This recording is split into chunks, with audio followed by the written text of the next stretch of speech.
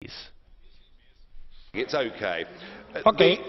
The real problem that you won't face up to, though, is the state of the French economy and the fact that France is now diverging by the month with Germany. So right at the very heart of the European project and the Eurozone project, there is a disaster coming down the tracks, and I'm afraid in the end the whole thing is going to break up. But I would also point out you're in denial over Romania and Bulgaria. Those countries are racked with corruption and organised crime. They should never have been allowed to join the European Union. And I want to make it absolutely clear, we in UKIP do not believe it's right and fair to have total open borders from next year for unlimited numbers of people from those countries to come to Britain to work, but also, if they want, to claim benefits. And as the results in the recent Eastleigh by-election showed, the British electorate are increasingly saying that enough is enough. It's not just us. The mayor of Duisburg in Germany has now publicly said that the massive influx from Romania and Bulgaria is causing huge social problems. Ladies and gentlemen, we've got to face up to it. We should not be in political union with Romania and Bulgaria.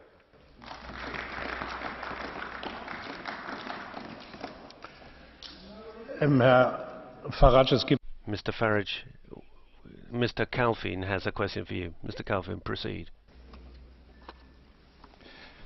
Mr Farage, I raised the blue card because you keep making the internal politics without basing yourself on figures. And let me give you some figures.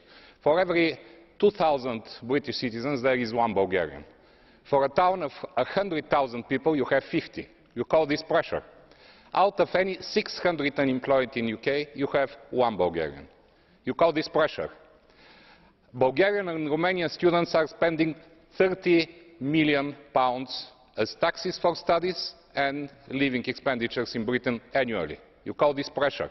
I'm afraid that your domestic politics have nothing to do with the reality, and you are going to see that at the next elections. Thank you.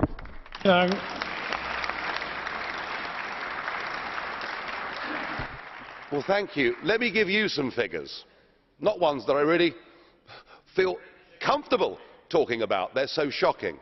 There are 68,000 Romanians living in Britain.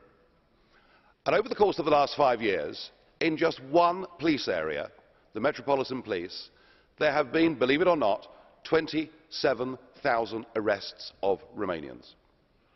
Over 90% of ATM fraud that takes place in London is now being committed by Romanian criminal gangs. And that's just the Met. We haven't got the figures from across the rest of the country.